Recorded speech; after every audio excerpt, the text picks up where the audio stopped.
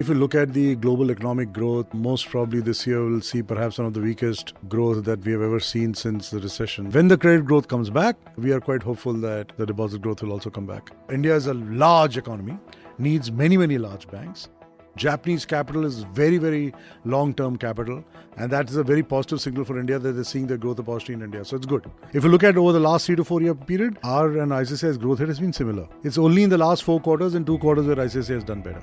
Ambition has not reduced. The passion has definitely not reduced. It has not gone away. Indian entrepreneurship as a story is a very, very strong story.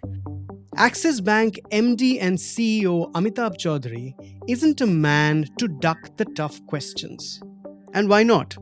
Under his stewardship since 2019, Axis has emerged as India's third largest private sector bank.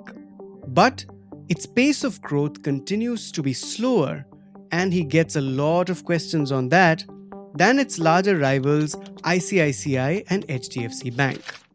Meanwhile, the banking industry is staring at a shifting landscape. A deposit slowdown, RBI's hawkish lens on bank NBFC overlap, thinning net interest margins, and the increasingly precarious balance between risk and growth. In our latest corner office conversation with ET's banking editor Sangita Mehta and banking ace Saloni Shukla, Chaudhry defends Axis strategy, argues for long-term discipline over short-term sprints, and opens up on challenges the sector is quietly grappling with.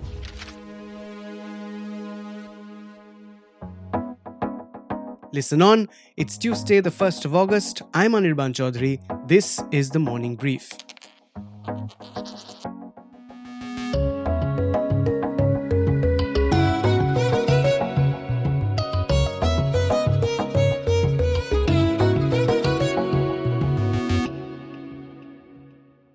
Thank you so much, Mr. Chaudhry, for joining us on the Morning Brief. I would like to begin with, India's story.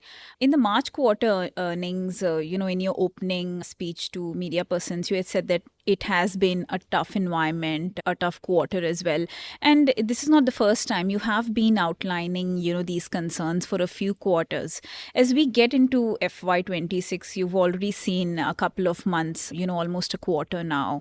We are seeing a lot of things happening around globally, in India as well. How do you see FY26 and how do you place, your position as a, banker and the chief of the third largest private sector bank in India, looking at whatever is happening around us? So just starting from a global perspective first, I think if you look at the global economic growth, most probably this year we'll see perhaps one of the weakest growth that we have ever seen since the recession, the big recession. And obviously if you take out the COVID period. And obviously it is being driven by the global factors like the tariff war or the tension which you're seeing across the world, lack of clarity on policies. And as a result, both the investment climate has been kind of vitiated to some extent, and also you're seeing that the consumer confidence is at a little lower level. As far as India is concerned, you rightly pointed out, India does stand out as a country which is much lesser impacted by some of these global factors in comparison to a lot of the other countries around the world.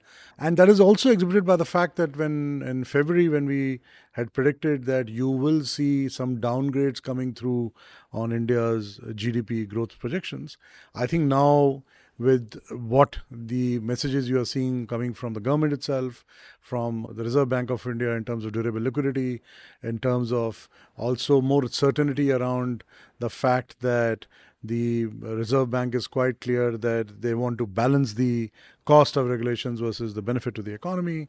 A clear signal that, the rates have been brought down quite rapidly, signaling that they want to support growth. It will feed through. It might not happen immediately, but in the next couple of quarters, it should feed through on the GDP growth side as credit growth picks up. And when it feeds through, hopefully the growth projections will be upped a little bit in financial 26. When the credit growth comes back, we are quite hopeful that the deposit growth will also come back. We happen to be one of the banks who I think will play, and we believe will play an important role in the growth of the financial services industry and supporting the credit growth of the economy. Obviously, in the short term, the lack of growth, some of the uncertainty has to be managed, and I'm sure we'll manage this through.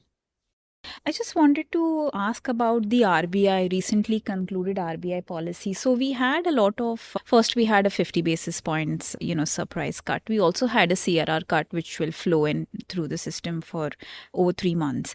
What would be the immediate impact of that? Do you see? I mean, it was a surprise to banks as well, at least to whoever I spoke to. So how do you see that flowing in? Yes, so there were two things in that policy. One was the expectation was it will be a 25 basis point cut, and RBI went with a 50 basis point cut. And at the same time, they changed their stand to neutral. The way the 70% of our loans are floating rate loans, which are linked to repo, reverse repo. And so that would mean that in a over 1 quarter period, all the cuts that have been done by RBI, the first cut has already been passed on, the second cut will also be passed on automatically. And obviously, that means that there will be a negative impact on NIMs to start with. But over a period of time, we have also seen the interest rates come off on the deposit sides. So, deposit side also. Some of the banks have cut their savings interest rate. Obviously, the TD rates have come off. Even on the corporate TD side also, you're seeing rates come off a little bit. CD rates have fallen. So you are seeing a pretty decent decline in the cost of funds on the margin, which has also happened post this steep cut.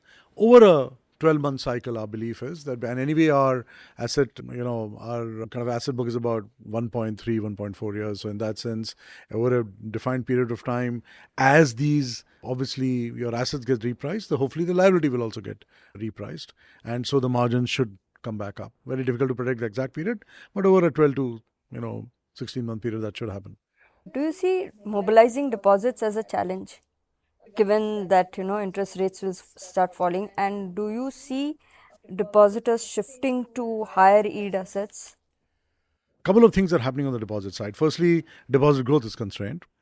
Partly it was driven by liquidity, partly also it was driven by lack of credit growth. Second, we also know that there are government balances which have shifted out of the system. Government is now, both central and state, has come out with mechanisms where they are leaving money with RBI rather than actually leaving it in the banking system. So you've actually seen deposits getting withdrawn from the banking system. So that's because obviously they've got much better at cash management, and they're also, as I said, opening treasury accounts with RBI. So that has also happened. Third, the nature of deposits is also changing. I mean, I think gone are the days when CASA ratio used to be what it used to be. Much more and more money is going into, with the mutual funds, with, the NPS scheme and so on and so forth. And that money, while it remains as a deposit in the system, but it is coming to the banking system as a higher cost deposit because it's going from the retail side in many cases and coming back with some corporate kind of putting in money. And obviously they attract higher rates of interest than what a retail investor might be able to do. So from that perspective, yes, I think every bank has to look at its deposit strategy and ask themselves the question as to how they will sustain a deposit growth strategy. On the credit growth piece, you said that, the RBI moves will eventually spur demand. But, in the medium term, the sense that, we are getting on ground is that the growth is not the problem. The demand is the problem. You're absolutely right, yeah. So right now, I mean, what are the things which are going to spur this growth? One was the private capex. We have been talking about private capex coming back. And while if you look at the numbers which are being projected by various agencies, the numbers seem to indicate that there are some specific sectors where over the next 5 years, you should see somewhere between 1.25 to 1.35 lakh crores of investments happening on the overall capex side. 70% of it is geared towards infrastructure development because that's where a lot of the investments are happening. So industrial capex is also expected to grow by about 1.5 times than what we have seen. Now, expected, right?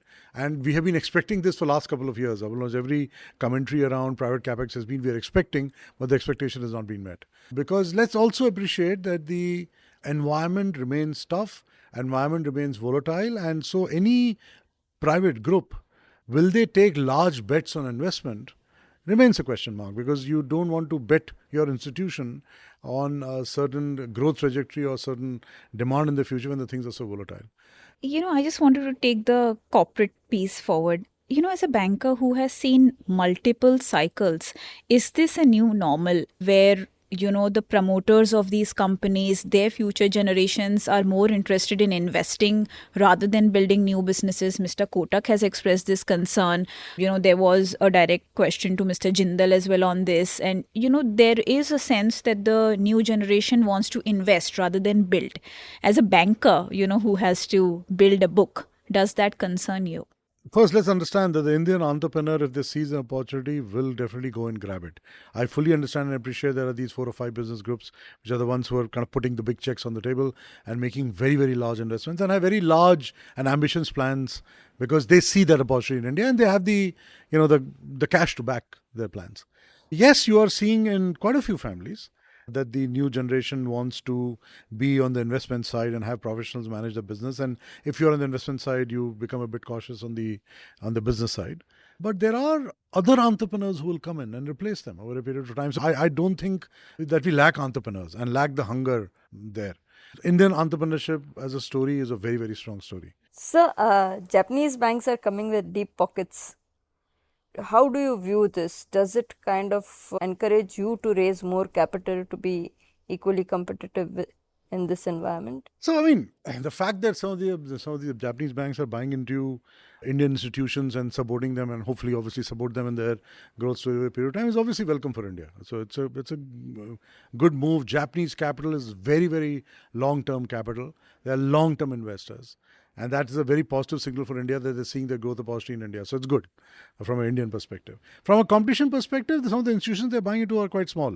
So let's see. I mean, how they grow over a period of time. India is not a easy country to run a business in. I'm not saying from a negative perspective, but to be able to grow extremely rapidly, much faster than what all of us are doing, is not going to be an easy thing to do, is all I meant. We will grow at the rates at which the institution can sustain itself. Now, if that growth goes into teens, mid to high teens, we will need capital. We believe that the kind of reputation we have created as an institution, if we are able to, on a sustained basis, grow at that rate, and we want to go and raise capital, we'll be able to raise it. We will grow in the medium to long term at rates which are 300 basis points higher than the industry, whatever the industry growth rates are. So let's say the industry grows at 11 to 13%. In the medium to long term, I'm saying please don't look at it quarter on quarter. We believe that opportunity exists that we can definitely grow at 300 basis points higher than that. No, so are there any capital raising plans right now on table? Given what we see, I told you what the credit growth rate looks like. I've also told you that we have to grow between mid to high teens for some period of time before we need capital. Right now, we don't see any need for capital whatsoever. Yeah. So this conservatism which has sort of seeped in, over the last, You're talking about Axis? Okay. Axis only. So the fact that we were able to establish that with you, that means we definitely done well. yeah. So you cannot wish away comparison with HDFC Bank and ICICI Bank. Quarter after quarter, you have been outlining that in the medium and the long term, you will grow 300 basis points above the system. But every quarter, you are being compared to HDFC Bank and ICICI Bank. And the same complaint is that when they are able to find growth opportunities in a tough market, why is Axis Bank not seeing opportunities? Is there an unknown that you are seeing in the future that is going to bite, there is extreme amount of conservatism? No, I think people are misunderstanding what we are saying, and I'll clarify it. First is HDFC Bank is not comparable at this point in time because after their merger, they anyway were at a certain LDR rate. Their growth rates have come down dramatically. Their CASA ratio has also come down dramatically. They're growing their TD side of the business. That's fine, but I don't think our growth rates are comparable. So when you talk about the comparison being done, it is with ICICI mainly.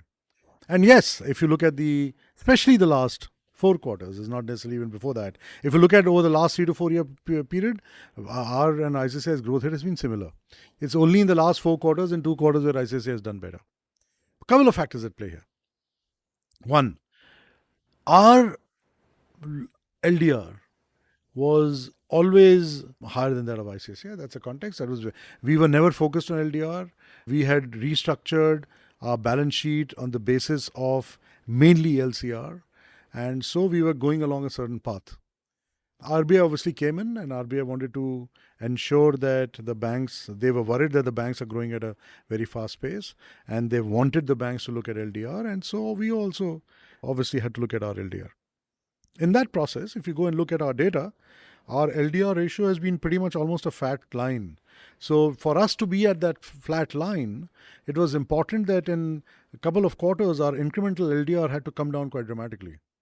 Second, you cannot take away the fact that There is a context here. You took HDFC's name also. They have a certain franchise, we have a certain franchise. In a deposit constrained environment, if there is a certain franchise which has higher share of salary accounts, higher share of premium salary accounts, they do tend to do better than in comparison to, if let's say the deposit growth of the system was at a slightly different rate. So they got the benefit of that. It's not that our anti acquisition engine is working as well as them. It's not that we are not deepened our relationships.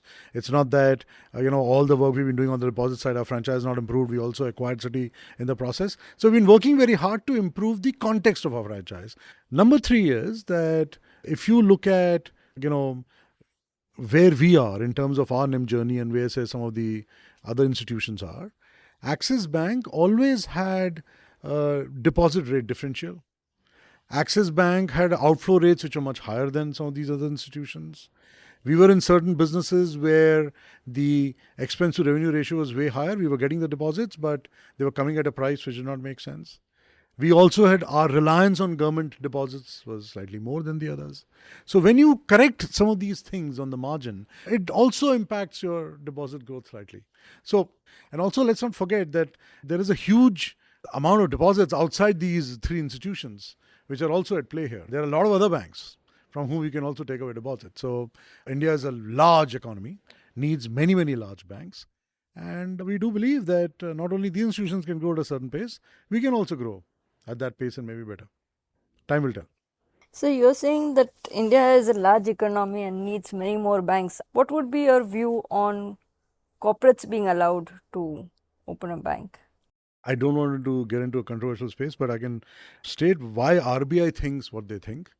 And RBI's view is that to establish a system and a framework where if entrepreneurs or promoters have other businesses, to use the banks to help their other businesses is not something they're comfortable with. RBI has talked about looking and relooking and reviewing it a number of times, but I think end of the day, the fact that no license of this kind has been given just goes to indicate that they're not comfortable with it. So another area of criticism, which, this is a question that I have been asking you repeatedly, but I think I should ask again, is the attrition level in senior management. Of late, we again saw, the audit. There's a new audit chief that you've appointed, and we have seen other exits as well. And especially the audit position also, correct me if I'm wrong, there have been multiple changes in that role as well. Why is that, sir? Can you explain? So let me explain the audit thing first, because I think people are misunderstanding what is going on there. We wanted to get a person who's involved or has been an expert in audit and has served in that kind of position for a long period of time. Our chief audit officer was a banker, not necessarily someone who had done audit all his life. He also got an opportunity internally to move to other part of the bank, and I think he was well regarded within the system. So we decided to give him that opportunity. As far as you talked about senior attrition, I think it's important to step back and understand that there is an arbitrage between the banks and the NBFCs and some of the other opportunities available in the marketplace. Obviously, the pressure on the banks from compliance, governance perspective is way, way higher than what you see in the NBFCs. And I'm not saying NBFCs not governed well. Please don't get me wrong. I'm just talking about the level of governance and compliance. So obviously, people would love to play senior roles and perform those jobs within the banks, but opportunities outside are also increasing, and the difference in sometimes the pay packages and the opportunities is quite large. So rather than we all being focused on who's leaving or who is left, I think the question you should be asking the banks is, do they have a great succession planning process in place so that if an individual leaves, they can be replaced with individuals who are present within the system easily without a hiccup whatsoever. And I think that's what our focus is on. But my firm view is that I think we are in a state where the large banks are obvious places for some of these NBFCs, some of these fund managers, some of these investment private equity firms to go and pull people out from, because they have the experience. I think they have proven themselves in running large businesses. And given that there is an arbitrage, and given the fact that the regulatory scrutiny is much, much higher on the banking side, people might make those calls. Sir, this raises a question about your own NBFC. There is this, very soon you all will be moving to the upper tier layer classification. What is the progress on the proposed IPO and stake sale? So we have stated publicly that Access Finance has, as per its growth plans, will need a couple of thousand crores of capital over the next 3 years. And we are in no position to infuse further capital because that's the commitment we have made to RBI. So we have no option but to go to the markets outside and try to raise that capital. We are running a process right now to do that. Whenever we have something to report there, we'll definitely obviously let everyone know. At the pace at which they are growing, they will hit upper layer soon. I don't want to predict the time, but it's not very, very far away. And then you kind of, once you're an upper layer, you have to list within a certain defined time period. So we will obviously follow all the rules and guidelines as far as upper layer subsidiaries are concerned. And we will see at that time that we do go for a listing or we sell some further stake. To what extent do you think forms of business circular from RBI, a draft circular from RBI, will impact your fundraising plan and the IPO? Well, from our perspective, because they need capital and the draft circular on the business side is already out there, all the investors know that this is something which will get finalized over a period of time, and it could have some long-term implications. Positive, negative, we don't know at this stage. We can only speculate. So I think when we are talking to the potential investors, we have been quite clear that we'll do what is best for the entity concerned, because we will remain a large shareholder. So we are okay. As I said, we want to do the right thing for the company. Sir, as things stand, are there any businesses that the NBFC does which is not done by the bank? Because what they're saying is to avoid duplication at the end of the day. Yeah, so duplication can be in business, duplication can be in customers, duplication can be in specific geographies, etc., etc. Right now, what we are really trying to differentiate is that we are trying to ensure there is no common customer, right? So right now there is a common set of customers, but that is already in the stock. We are not signing any new customers which are common, so we're trying to ensure that. But please understand that if, and this is just an if tomorrow our equity stake was to come down substantially, then they can do whatever they want and they can deal with whichever customer they want and they can do any business they want, right? So we do not want to come in the way of the growth plans of this entity. Fully realizing that there is a draft circular out there and tomorrow, if the circular is finalized, whatever it dictates, we'll have to follow. So on the NBFC side, the risk weights were reversed. Yes. From April 1, it kicked in. But the numbers, whatever, the RBI has released so far and, in the conversations with other bankers, it seems that the risk averseness among the banking system towards NBFCs has not reduced. Is there a concern? And if it is, where is it coming from? So one is that all of us have risk guardrails around various sectors of the economy, including NBFCs, right? So we have to first watch how much space do we have left in those risk guardrails for, let's say, an NBFC as a sector. Secondly, as I said, the retail cycle is still stabilizing. It has not stabilized. And in that environment, you want to be careful about who are the NBFCs you want to be lending this incremental money to. Sir, at one point of time, you were actively scouting for a MFI business. The Kotak MD has gone on record to say that, in the long term, they are reworking models where they don't see MFI being, a large part of their book and, they are bringing it down. Do you think, are you happy? You said we are interested in MFI business. We never said it. We never made a statement that we're interested in MFI business. The only statement we always made is that there are certain businesses which make sense from a REROC perspective. Gold loan and MFI stand out. And so, yes, if the right opportunity was to come along, we'll definitely look at it like in any other sector, any businesses which relates to any of our subsidiaries. But we are not kind of evaluating anything at this point in time. And given how the market is, today a good MFI company will never be up for sale because they'll think the valuations are low. But we'll be watchful. I mean, we are not going to, go gangbusters anywhere. Okay. So can you give some color on the City acquisition synergies that have flowed, and it's been some time since the acquisition has completed? So yeah, it's almost more than 2 years since we did the acquisition. From a customer acquisition perspective, we've been releasing data quite regularly. We have not given exact number of customers. We said that if there were X number of, 100 was the base, then what is the kind of business we're doing with those customers. And we have the data which we have given very clearly shows that the customers are doing more business with us, they're transacting more with us. And generally, the sense we're getting from all these ex-Citi customers is they're quite happy with Axis. They love our app. They love the fact that we have a wider suite of services we can provide to them. They love the fact that our depth and breadth of our presence in the country is much bigger. So I think as they're getting used to Axis, a lot of customers are actually increasing the size of the business. On the technology side, I would say this was one of the smoothest transitions of all the Citi businesses that were sold in Asia and worldwide. As far as people are concerned, the 3,500 people came to us. We identified about 178 people who were core part of that team. All in all, quite happy with the acquisition. Sir, on an inorganic side, what next? Nothing planned as yet. We have enough work to do internally. So nothing planned as yet. Nothing's in the horizon. So I want to ensure that there is absolutely no speculation on we looking at any acquisition. Sir, not many, at least a couple new bank licenses will be issued. How do you see that? See, as I said, country needs more banks. I mean, obviously, there are challenges for smaller banks because the amount of investments you need in technology, architecture, compliance, cyber security is not necessarily proportional to your size. So in that sense, obviously, the smaller institutions have a challenge.